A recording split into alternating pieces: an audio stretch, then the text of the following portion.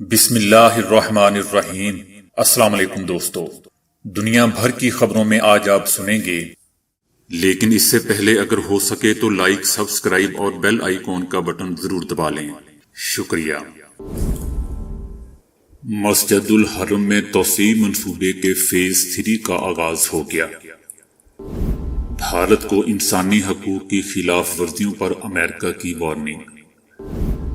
کھدائی کے دوران نیلم پتھروں کا ذخیرہ دریافت، مالیت 15 ارب روپے۔ طالبان سے ہمارا کوئی سروکار نہیں ہے، صرف امن چاہتے ہیں، وزیر اعظم عمران خان۔ آذربائیجان کے ساتھ جھڑپوں میں آرمینیا کے 3 فوجی ہلاک۔ چائنا کا طالبان کی مدد جاری رکھنے کے عزم کا اعادہ۔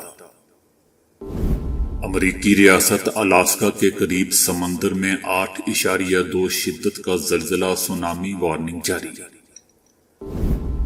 برطانوی ماہرین نے ڈیلٹا کرونا کو دنیا کے لیے سب سے بڑا خطرہ قرار دے دیا۔ کورونا کی وبا نے بھارت کے لاکھوں شہریوں کو قرضوں میں جکڑ دیا۔ تو آئیے چلتے ہیں اب خبروں کی تفصیل کی جانب۔ مسجد الحرم میں توسیع منصوبے کے فیز 3 کا آغاز ہو گیا۔ منصوبہ مکمل ہونے کے بعد مسجد الحرم میں نمازیوں، حجاج اور زائرین کے لیے مزید گنجائش پیدا ہو جائے گی۔ منصوبے کے لیے الیکٹرک مکینک سسٹم اور تعمیراتی سرگرمیوں کے لیے 60 مختلف کمپنیوں کو پرمٹ جاری کر دیے گئے ہیں۔ توسیع منصوبے میں مطاف کی عمارت کو توسیع بھی شامل ہے۔ توسیع کے دوران دروازوں، مرکزی میناروں سمیت داخلی راستوں کی توسیع بھی شامل ہے۔ بھارت میں ہونے والی انسانی حقوق کی سنگین خلاف ورزیوں پر امریکہ نے وارننگ جاری کر دی ہے۔ بھارت کو وارننگ جاری کرتے ہوئے کہا گیا ہے کہ بھارتی حکومت ملک میں انسانی حقوق سے انحراف نہ کرے۔ جمہوریت کی مضبوطی اسے قبول کرنے میں ہی ہے۔ امریکہ اور بھارت کو مل کر جمہوری اقدار پر کھڑا ہونا ہوگا۔ یہ وارننگ اس لیے جاری ہوئی کہ انسانی حقوق رہنماؤں نے مخالفین کی آواز دبانے جانے کا معاملہ اٹھایا اور انسانی حقوق کی تنظیموں نے مسلمانوں کے خلاف امتیازی سلوک کی نشاندہی کی۔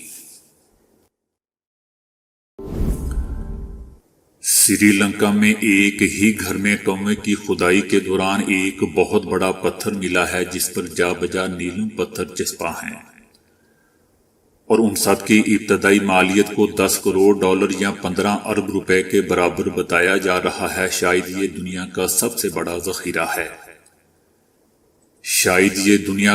سے بڑا ذخیرہ ہے۔ جہاں اعلیٰ معیار کے نیلم اتنی بڑی تعداد میں ایک ہی جگہ جمع ہے۔ بیضوی پتھر کا کل وزن 500 کلو گرام سے زائد ہے، جس پر لگ بھگ 25 لاکھ کیرات کے قیمتی پتھر جڑے ہوئے ہیں۔ مقامی افراد کے مطابق یہ پتھر رتنا پورہ کے علاقے میں ایک مکان کے عقب میں کنویں کی کھدائی کے دوران برآمد ہوا ہے۔ یاد رہے دوستو کہ یہ علاقہ پہلے ہی نیلم کے ذخائر کی وجہ سے عالمی شہرت رکھتا ہے۔ جوہری ماہرین نے اسے قسمت والا نیلم کا نام دیا ہے، جس پر لگے جواہر کی رنگت ہلکی نیلی ہے۔ گھر اور پتھر کے مالک گنبج نے بتایا کہ پہلے کنواں کھودنے والے نے مجھے بتایا کہ اسے کچھ نایاب نیلم ملے ہیں، جنہیں سٹار سفائٹ بھی کہا جاتا ہے۔ پتھر اور مٹی کے اس ڈھیر کو صاف کر کے نیلم نکالنے میں 1 سال کا عرصہ لگا۔ جہاں سے یہ ذخیرہ ملا ہے اس کا نام رتنا پورہ ہے، جس کے معنی جواہرات کے شہر کے ہیں۔ سری لنکا نے گزشتہ برس ہیرے جواہرات کی فروخت اور تراش خراش سے $نصف ارب کمائے تھے۔ تاہم دیگر ماہرین نے کہا ہے کہ انہوں نے نیلم کا اتنا بڑا ذخیرہ پہلے کبھی نہیں دیکھا تھا۔ توقع ہے کہ یہ ذخیرہ سری لنکا کی معیشت میں بہتری کی وجہ بنے گا۔ وزیر اعظم عمران خان کا کہنا ہے کہ ہم افغانستان میں صرف امن چاہتے ہیں، طالبان سے ہمارا کوئی سروکار نہیں۔ افغان صحافیوں سے بات چیت کرتے ہوئے وزیر اعظم عمران خان کا کہنا تھا کہ ہمیشہ سے یہی موقف رہا ہے کہ افغان مسئلے کا حل عسکری نہیں، دنیا کی عظیم فوجی اتحاد نیٹو کو 1.5 لاکھ اہلکاروں کے ساتھ افغانستان میں ناکامی ہوئی۔ ہم نے واضح الفاظ میں کہا تھا کہ فوجی کارروائی کی ہرگز حمایت نہیں کریں گے۔ امریکہ ہم پر دباؤ ڈالتا رہا کہ شمالی وزیرستان میں طالبان کے ٹھکانے ہیں۔ بالآخر ہم نے کارروائی کی اور 10 لاکھ لوگ شمالی وزیرستان سے بے گھر ہوئے۔ ہم یقین رکھتے ہیں کہ افغانستان کو باہر سے کنٹرول نہیں کیا جا سکتا۔ ان کا کہنا تھا کہ افغانوں کی تاریخ ہے کہ وہ ہمیشہ سے آزادی پسند رہے ہیں، طالبان جو کر رہے ہیں اس کا ہم سے کیا تعلق۔ آپ کو اس بارے میں طالبان سے ہی پوچھنا چاہیے۔ پاکستان میں لاکھوں مہاجرین آباد ہیں، ہم کیسے چیک کر سکتے ہیں کہ ان میں طالبان کون ہیں؟ ایک صحافی کے سوال کے جواب میں عمران خان نے کہا کہ اگر آپ سمجھتے ہیں کہ طالبان کو حکومت میں نہیں ہونا چاہیے تو امریکی حمایت سے لڑائی جاری رکھیں۔ وزیر اعظم عمران خان کا کہنا تھا کہ افغانستان میں ہمارا کوئی پسندیدہ نہیں ہے، ہم افغانستان میں صرف اور صرف امن چاہتے ہیں۔ چند طالبان رہنماؤں کے خاندان یہاں مقیم ہونے سے ہم صرف طالبان کو مذاکرات پر مجبور کر سکتے ہیں۔ افغان سفیر کی بیٹی کے حوالے سے وزیر اعظم کا کہنا تھا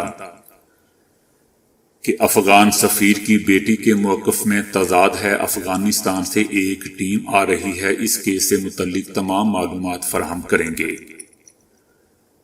وزیر اعظم کا کہنا تھا کہ بھارت نے 5 اگست کو UN قراردادوں کی خلاف ورزی کی اور یک طرفہ طور پر مقبوضہ وادی کی حیثیت تبدیل کر دی۔ 5 اگست کے اقدام کی واپسی تک بھارت سے بات چیت ممکن نہیں ہے۔ بھارت امن نہیں چاہتا کیونکہ وہ RSS نظریے کے زیر تسلط ہے، جو بھارت میں مسلمانوں کے ساتھ برا سلوک کر رہی ہے۔ آذربائیجان اور آرمینیا کے درمیان سرحد پر شدید جھڑپوں میں آرمینیا کے 3 فوجی ہلاک ہو چکے ہیں۔ دونوں ممالک نے جھڑپوں کی تصدیق کرتے ہوئے ایک دوسرے کو محاذ آرائی کا ذمہ دار ٹھہرایا ہے۔ گزشتہ چند دنوں سے آرمینیا اور آذربائیجان کی سرحد پر حالات کشیدہ ہیں۔ آرمینیا کی جانب سے کہا گیا ہے کہ آذربائیجان کی آرمی آرمینیا کے خود مختار علاقے پر غیر قانونی طور پر موجود ہے اور آذربائیجان جان بوجھ کر صورتحال کو مزید کشیدہ کر رہا ہے۔ دوسری جانب آذربائیجان نے کہا ہے کہ آرمینیا کی سیکیورٹی فورسز نے آذربائیجان کے اہلکاروں کو فائرنگ کا نشانہ بنایا تھا، جس کے نتیجے میں 2 اہلکار زخمی ہوئے۔ آذربائیجان نے روس کی تجویز کردہ لڑائی بندی کو تسلیم کرتے ہوئے مقامی وقت کے مطابق صبح 10 بجے سے عمل درآمد شروع کر دیا تھا۔ تاہم آرمینیا کی سیکیورٹی فورسز نے لڑائی کا سلسلہ جاری رکھا۔ متنازع علاقے میں امن کے قیام کے لیے روس نے اپنے اہلکار تعینات کیے تھے۔ گزشتہ سال ہونے والی لڑائی کے نتیجے میں آذربائیجان نے قاراباخ اور گردونوا کے علاقوں کا کنٹرول حاصل کر لیا تھا، جن پر سن 1994 میں آرمینیا کی آرمی نے قبضہ کیا تھا۔ آرمینیا کے وزیر اعظم کا کہنا ہے کہ آذربائیجان کے 600 اہلکار آرمینیا کے علاقے میں تعینات ہیں، تاہم آذربائیجان نے اس دعوے کی تردید کی ہے۔ چائنا نے افغان طالبان سے امید ظاہر کی ہے کہ وہ افغان لڑائی کے خاتمے اور ملک کی تعمیر نو میں اہم کردار ادا کریں گے۔ ملا عبدالغنی برادر کی سربراہی میں چائنا کے 2 روزہ دورے پر آئے ہوئے 9 رکنی وفد نے وزیر خارجہ وانگ زی سے ملاقات کی۔ چینی وزیر خارجہ نے کہا کہ انہیں امید ہے کہ طالبان مشرقی ترکستان اسلامی تحریک کے خلاف کارروائی کریں گے، کیونکہ یہ تحریک چائنا کی قومی سلامتی کے لیے براہ راست خطرہ ہے۔ چین کا اس گروپ کے بارے میں کہنا ہے کہ یہ گروپ یا تنظیم چائنا کے سنگیانگ میں متحرک ہے۔ امکان ہے کہ ایک حساس وقت پر جب افغانستان میں تشدد میں اضافہ ہوا ہے، اس دورے سے طالبان کی شناخت کو بین الاقوامی سطح پر مزید تقویت ملے گی۔ ملاقاتوں میں سیاست، معیشت اور دونوں ممالک کی سلامتی، افغانستان کی موجودہ صورتحال اور امن عمل سے متعلق امور پر تبادلہ خیال کیا گیا۔ یہ دورہ دوستوں چینی حکام کی دعوت پر کیا گیا تھا۔ افغانستان، جس کی چائنا کے ساتھ بھی سرحد ملتی ہے، امریکی انخلاء کے بعد سیکیورٹی کی صورتحال خراب ہو رہی ہے۔ افغان طالبان نے چائنا کو یقین دہانی کروائی ہے کہ وہ کسی کو بھی افغانستان کی سرزمین چائنا کے خلاف استعمال کرنے کی اجازت نہیں دیں گے۔ چائنا نے بھی افغانوں کے ساتھ ان کی مدد جاری رکھنے کے عزم کا اعادہ کیا اور کہا کہ وہ افغانستان کے معاملات میں مداخلت نہیں کریں گے، بلکہ وہ مسائل کے حل اور امن کی بحالی میں مدد کریں گے۔ امریکی ریاست الاسکا کے قریب سمندر میں 8.2 شدت کے زلزلے کے بعد سونامی کی وارننگ جاری کر دی گئی ہے۔ امریکی جیولوجیکل سروے کے مطابق ریاست الاسکا کے قریب سمندر میں 8.2 شدت کا زلزلہ ریکارڈ کیا گیا، تاہم کسی جانی یا مالی نقصان کی کوئی اطلاع نہیں ملی۔ امریکی جیولوجیکل سروے کے مطابق اب تک زلزلے کے 2 آفٹر شاکس آ چکے ہیں، جس کی شدت 6.2 اور 5.6 ریکارڈ کی گئی ہے، جبکہ پولیس نے کوڈیک قصبے کے رہائشیوں کو کسی محفوظ اور بلند مقام کی جانب منتقل ہونے کے احکامات جاری کر دیے ہیں۔ برطانوی ماہرین نے کورونا کی ڈیلٹا کو اس وقت دنیا کے لیے سب سے بڑا خطرہ قرار دے دیا ہے۔ ڈیلٹا اپنی شکل تیزی سے تبدیل کر رہا ہے، جس کی وجہ سے خطرات بڑھ رہے ہیں۔ ان کا کہنا تھا کہ سب سے زیادہ مشکل میں وہ ممالک ہیں جہاں ویکسینیشن کی رفتار سست ہے۔ آسٹریلیا کی ریاست نیو ساؤتھ ویلز میں پابندیوں کے باوجود کورونا کے ڈیلٹا ویرینٹ کا پھیلاؤ جاری ہے اور 145 کیسز رپورٹ ہوئے ہیں۔ ادھر اس خطرناک کورونا کے مرکز بھارت میں ایک دن میں مزید 39,000 افراد اس سے متاثر ہوئے اور 416 اموات ہوئیں۔ انڈیا میں اس سال بہار کے موسم میں زبردست جانی نقصان کی وجہ بننے والی کورونا کی لہر کا زور کم ہو چکا ہے، لیکن اب لاکھوں لوگ میڈیکل بلوں کے بوجھ تلے دبے وہ قرض ادا کرنے کی کوشش کر رہے ہیں جو انہوں نے بیماری کے علاج کے لیے لیا تھا۔ پاکستان سمیت جنوبی ایشیا کے اکثر ملکوں کی طرح بھارتی شہریوں کے پاس بھی ہیلتھ انشورنس موجود نہیں اور وہ کورونا کے علاج کے خرچے کی وجہ سے قرضوں میں ڈوب چکے ہیں۔ نئی دہلی کے رہنے والے ایک شخص نے 2 مہینے تک ایک نجی ہاسپٹل میں اپنے بیٹے کی عیادت کے لیے جاتے رہے۔ ان کا بیٹا کورونا کی وجہ سے ہاسپٹل میں زیر علاج تھا۔ ان کی تمام جمع پونجی ایمبولینس، طبی ٹیسٹوں، ادویات اور ICU کے بستر کا خرچہ پورے کرتے ہوئے ختم ہو گئی۔ اس کے بعد انہوں نے بینکوں سے قرضے لیے۔ جب خرچہ مزید بڑھا تو انہوں نے دوستوں اور رشتہ داروں سے ادھار پکڑا۔ جب وہ بھی ختم ہو گیا تو انہوں نے انجان لوگوں سے بھیک مانگی۔ انہوں نے انڈیا کی کراؤڈ فنڈنگ ویب سائٹ سے آن لائن لوگوں سے مدد کی اپیل کی۔ انہوں نے اتنا بڑا قرض اپنی زندگی میں کبھی نہیں لیا تھا۔ ان کا بیٹا زندگی اور موت کی لڑائی لڑ رہا تھا اور وہ اسے جینے کا موقع فراہم کرنے کے لیے در در کی ٹھوکریں کھا رہے تھے۔ انہوں نے جذبات سے لبریز آواز میں بتایا کہ میں ایک فخر کرنے والا خوددار باپ تھا، اب میں ایک بھکاری بن چکا ہوں۔ دوستو، حالیہ وبا کی وجہ سے بھارت کی معیشت کو شدید نقصان کا سامنا کرنا پڑا ہے۔